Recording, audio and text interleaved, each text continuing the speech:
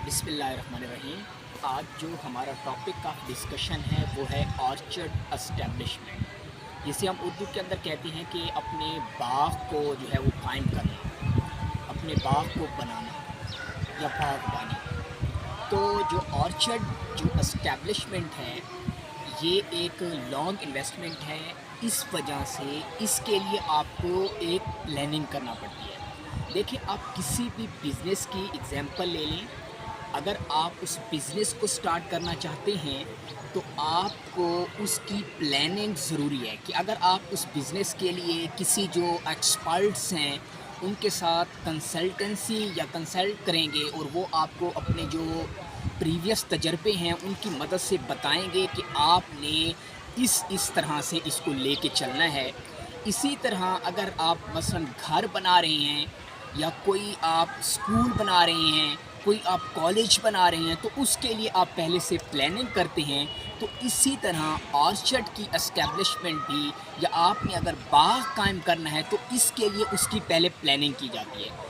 उस प्लानिंग का मकसद ये होता है क्योंकि जो बाग के अंदर हम पौधे लगाते हैं वो पीरियड प्लांट्स होते हैं। तो मैं एक 3 टर्म्स हैं वो पहले आपको क्लियर कर दूं कि जो पौधे होते हैं उनकी 3 टाइप्स होती हैं। या तो वो एनुअल टाइप्स के होते हैं। एनुअल टाइप्स के मतलब कि वो एक सीज़न में अपनी जो है वो हार्वेस्ट हम उनको कर लेते हैं। जैसे कि जो वीट है, गंदम है, वो एक एनुअल क्रॉप है। कॉटन है। तो इसी तरह से जो चीज़ हम 6 मंथ के अंदर ले लेते हैं उनको एनुअल क्रॉप्स कहते हैं। उसके बाद होता है बाइनियल क्रॉप्स। बाइनियल क्रॉप्स वो होती है कि जो एक सीज़न में अपनी वेजिटेटिव यानी अपनी ग्रोथ जो है वो अपनी जो उसके मैं अगर सादा अल्फाज में कहूँ, अपने जो है वो स्टेम, अपने पत्ते, अपनी इन चीज़ों के ऊपर जो है वो ग्रोथ इनकी करती है, इनकी जो नशोनुमा करती है। और जो अगला जो है वो सीज़न आता है, मसलन अगले 6 मंथ आते हैं, तो उनके अंदर वो अपने बीज पैदा करती है। तो इनको बाइनियल क्रॉप कहते हैं। और तीसरी टर्म होती है पीरियड क्रॉप्स। पीरियड क्रॉप्स का मतलब ये जो ट्रीज़ होती हैं, यानी वो जो ज़्यादा लंबे अरसे तक कहीं पे रहती हैं, उनको हम पीरियड क्रॉप्स कहते हैं।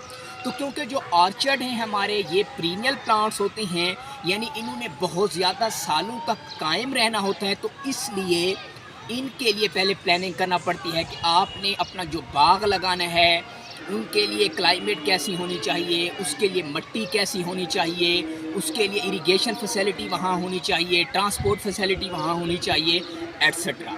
तो सबसे पहले जब भी हम ऑर्चर्ड को एस्टेब्लिश करने लगते हैं तो उसमें जो पहली और अहम चीज़ है वो है साइट सिलेक्शन। साइट सिलेक्शन का क्या मतलब है? मसलन जिस तरह मैं आपको आम मिसाल दूँ, आप स्कूल खोलना चाहते हैं, आप कॉलेज खोलना चाहते हैं, तो सबसे पहले आप देखेंगे कि इसके इर्द गिर्द जो पॉपुलेशन है वो होनी चाहिए। या यहाँ पे जो अगर कॉलेज है, यहाँ पे अगर मैं लड़के आएंगे, बच्चे आएंगे, तो उनके लिए स्टैंड होना चाहिए, उनके लिए ये फैसिलिटीज़ होनी चाहिए, और ये उसके लिए एग्जैक्ट लोकेशन जिसे आप कहती हैं। तो इसी तरह बाग को भी कायम करने से पहले जो है आप क्या करते हैं, उसकी साइट सिलेक्शन करती हैं। साइट सिलेक्शन का जो पहला कंपोनेंट है या पहला उसका जो आंसर है वो है सॉइल एंड क्लाइमेट। आप देखते हैं कि जहाँ पे मैं अपना बाग कायम कर रहा हूँ उस मिट्टी की फ़िज़िकल प्रॉपर्टीज़ क्या हैं, उसके अंदर न्यूट्रिएंट स्टेटस क्या है, और डिफरेंट किस्म की उसकी प्रोफाइलिंग देखते हैं कि क्या मैं अपना बाग यहाँ पे लगा लूँ इस मिट्टी के अंदर तो क्या मेरा बाग देर पा तक चलेगा। तो ये एग्री एक्सपर्ट्स आपकी इस पर हेल्प करती हैं। उसके बाद दूसरा आता है क्लाइमेट, क्योंकि क्लाइमेट या जो माहौल होता है वो किसी भी फल की जो है बेहतर प्रोडक्शन के लिए ज़रूरी होता है।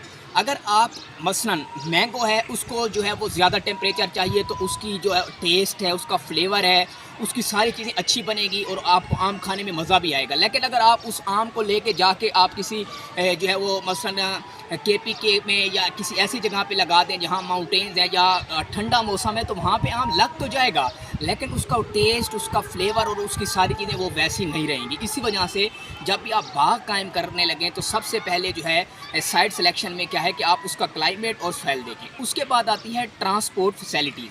आपको पता है जितने भी फ्रूट्स होते हैं इनकी शेल्फ़ लाइफ यानी इनकी ज़िंदगी बहुत छोटी होती है। ज़्यादा से ज़्यादा 3, 4, 5 दिन, 6 दिन, या ज़्यादा से ज़्यादा भी चला जाए तो कोई फ्रूट 1 मंथ तक चला जाता है। तो 1 मंथ के बाद उसकी रॉटनिंग शुरू हो जाती है, वो ख़राब होना शुरू हो जाता है।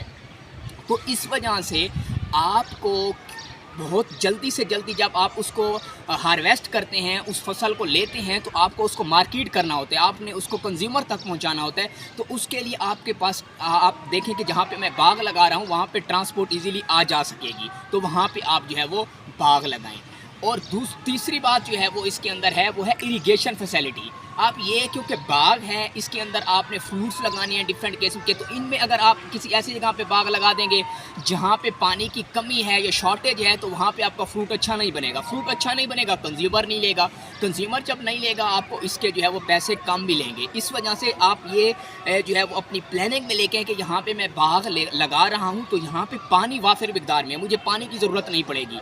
और आखिरी जो है आपका जो स्टेप होता है साइट सिलेक्शंस में, वो ये होता है कि आपने जो है वो मसलन इन तमाम चीज़ों को जो है वो जो अपने बाग को लगाना है तो वो किसी ऐसे एरिया में लगाना है कि इर्द गिर्द वहाँ पे कोई डिज़ीज़ प्लांट ना हो। अगर आप किसी जगह पे सिट्रस का जो है वो मसलन बाग लगाना चाहते हैं और साथ में सिट्रस का बाग लगा हुआ है और उस पर बीमारी है, तो वहाँ आप अपने बाग को इस्टेब्लिश ना करें। अगर आप ऐसा करेंगे तो एक ही डिज़ीज़ मसलन सिट्रस ट्रेस्टीजिया वायरस एक बीमारी है जिसने अमेरिका के अंदर मिलियंस ऑफ ट्रीज़ को कुछ ही सालों के अंदर बिल्कुल ख़त्म कर दिया है। तो इस वजह से ये प्लानिंग आपकी पहले से ज़रूरी होती है, क्योंकि आप अपनी बहुत ज़्यादा इन्वेस्टमेंट इसके अंदर लगा रहे होते हैं, अपना पैसा लगा रहे होते हैं। जिस तरह आप इदारा या कोई भी बिज़नेस स्टार्ट करने से पहले उसकी प्लानिंग करते हैं, सोचते हैं। एग्रीकल्चर्स में भी अगर आप अपना पैसा लगाना चाहते हैं, पहले बैठेंगे, उसकी प्लानिंग करेंगे, तो आपको इसके रिटर्न या आपको इसका जो कैपिटल है या आपको इसके जो मसलन इनकम है वो ज़्यादा जनरेट होगी। तो बाकी जो है इसके जितने भी जो है कुछ प्रिंसिपल्स रह गए हैं वो हम के मसलन आपको फेंसिंग करनी चाहिए, आपको विंड ब्रेक्स लगाने चाहिए, आपको कौन सा मेथड जो है वो अपने बाग को लगाने के लिए चूज़ करना चाहिए। तो ये इंशाल्लाह जो है वो हम कल डिस्कस करेंगे। आज के लिए मुझे इजाज़त दीजिए। अल्लाह हाफिज़।